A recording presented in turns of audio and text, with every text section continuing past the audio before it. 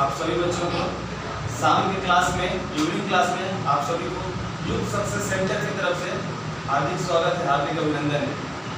ये इंग्लिश का क्लास बहुत सारे बच्चों के डिमांड पे कल हमने एक वीडियो अपलोड किया था और बाहर से भी आउट बच्चों का भी आ रहा है। वो आउट बच्चे नहीं, वो हमारे ही बच्चे जो कमेंट लाइक शेयर कर रहे हैं वो बच्चे बाहर के नहीं हैं, वो हमारे ही इंस्टीट्यूट के बच्चे हैं। भले तभी तो वो हमारे वीडियो को फॉलो कर रहे हैं या देख रहे हैं, ठीक है। तो उन सभी बच्चों को भी तहे दिल से धन्यवाद देते हैं।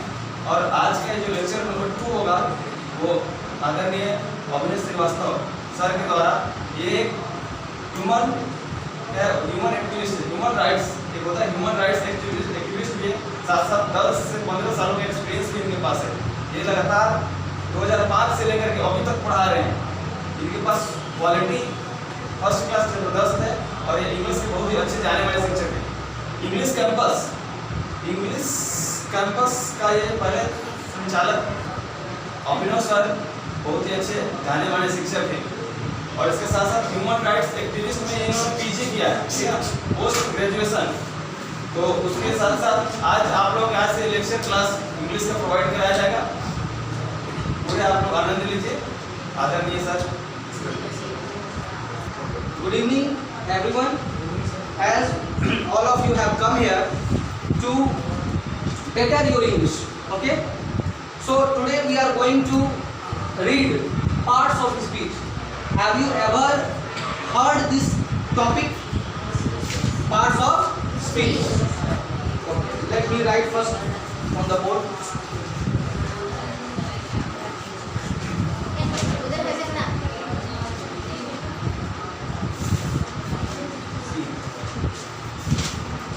Can any one of you tell me an alternative of this heading?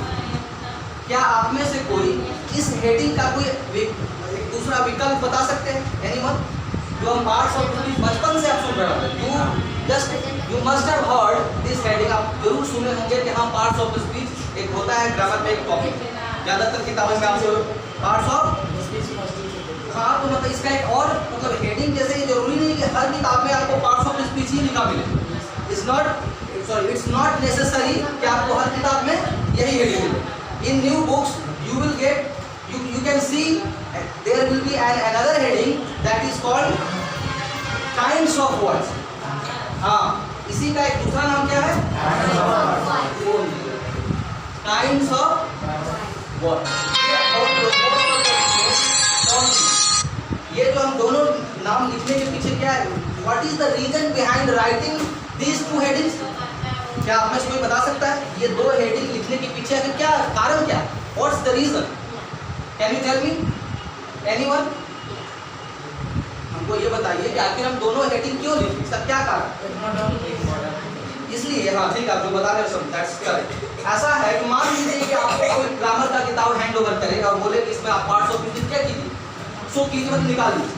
आप just you are trying to find out parts of speech और अनफॉर्चुनेटली उस बुक में पार्ट्स ऑफ स्पीच हेडिंग ना देके दे दिया है क्या? Kinds of.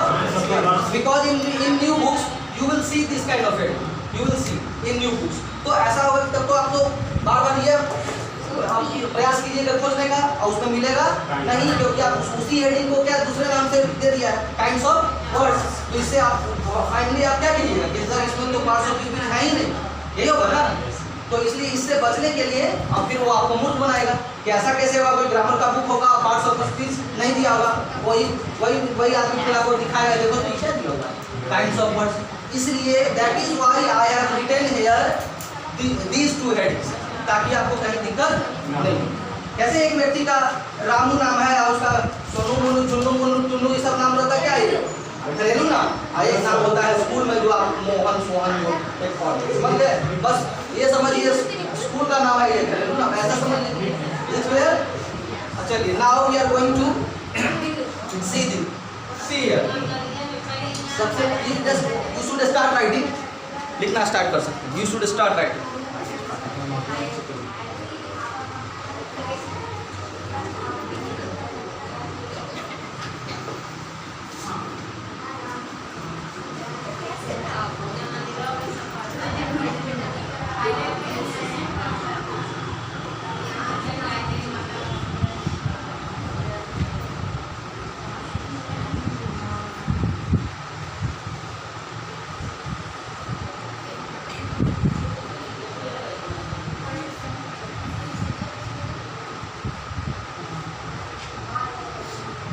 लिखिए इसको, write down, note it down.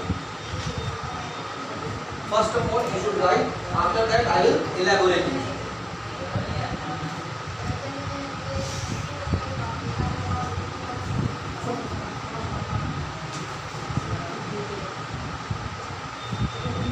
लिखिएगा उसके बाद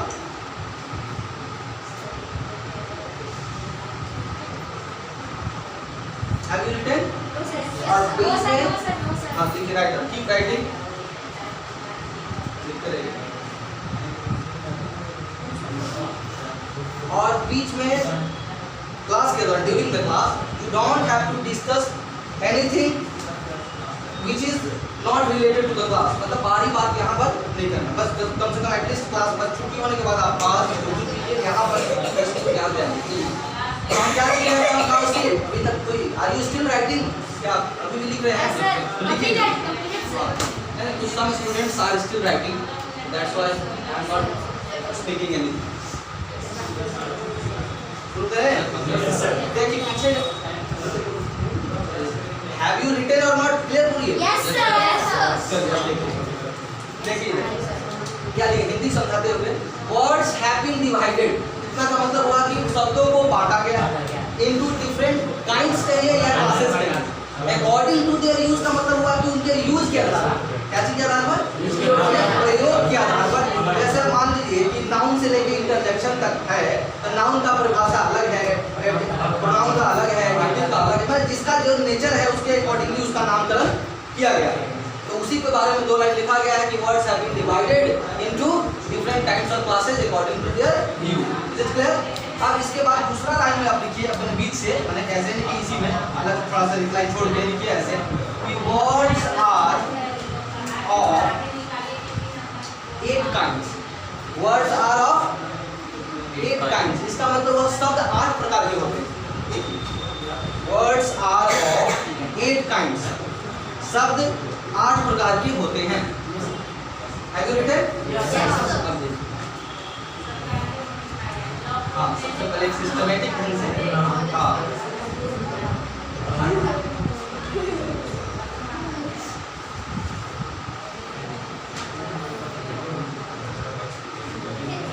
पीछे वाले लोग देख पा रहे हैं?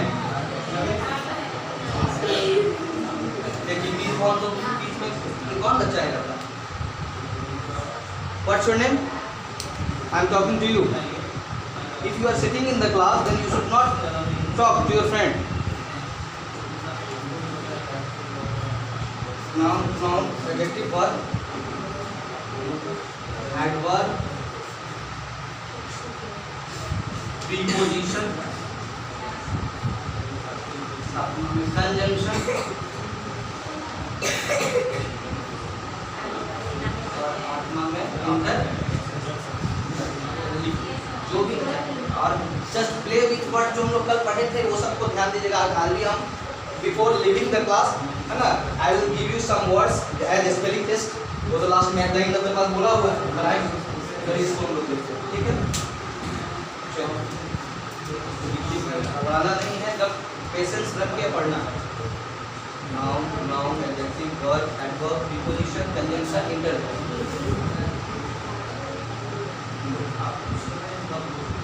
थोड़ा सा हम लोग कल के बारे में इसमें चर्चा आएगा, देखिएगा क्या हर चीज लिखने के पीछे कुछ काज बोले आगे हम। अरे कल हम सेंटेंस का डिफिनीशन दिए थे, तुम भी बता सेंटेंस का डिफिनीशन जानती हो?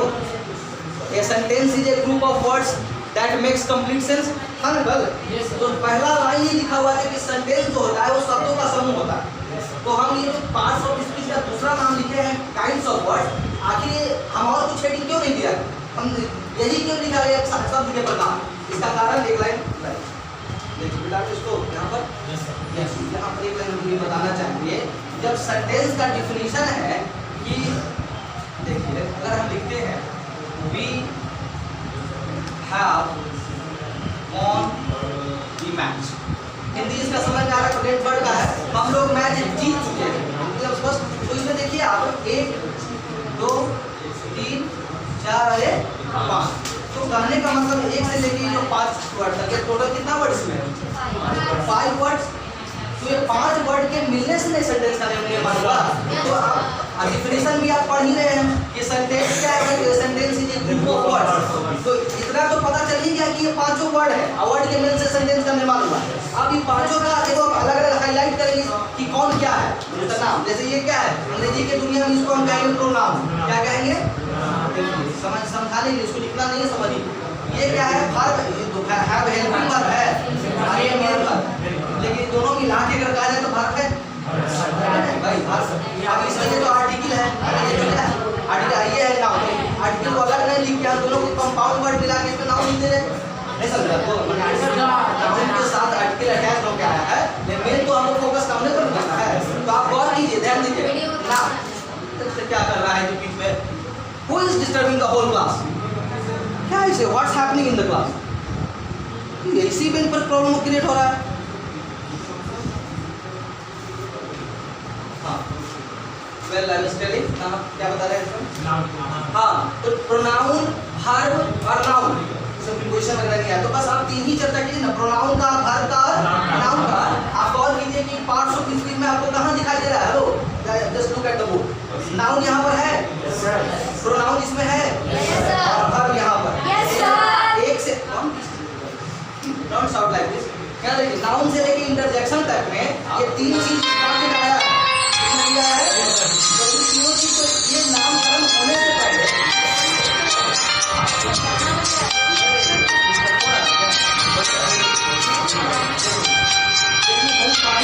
पढ़ रहे हैं, इस पर ध्यान दीजिए।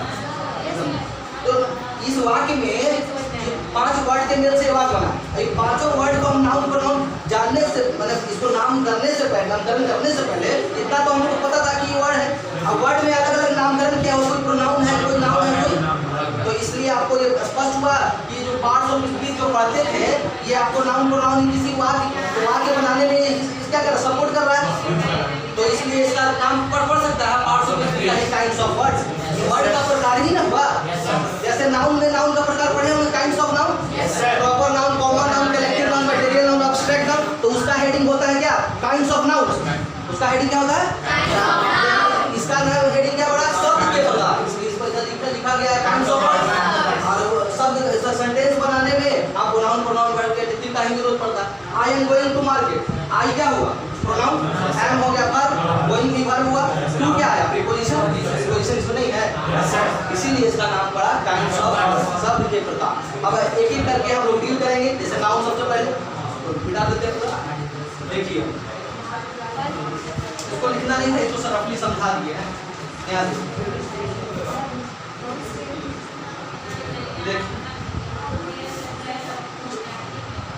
देखिए, सीधे द फर्स्ट वर्ड इज, पहले से नाउन के बारे में कोई इफ एनीवन नोज, यदि कोई जानता है तो आप बताइए। पहले नाउन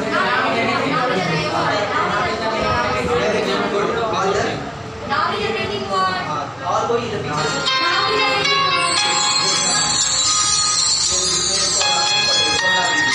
दोनों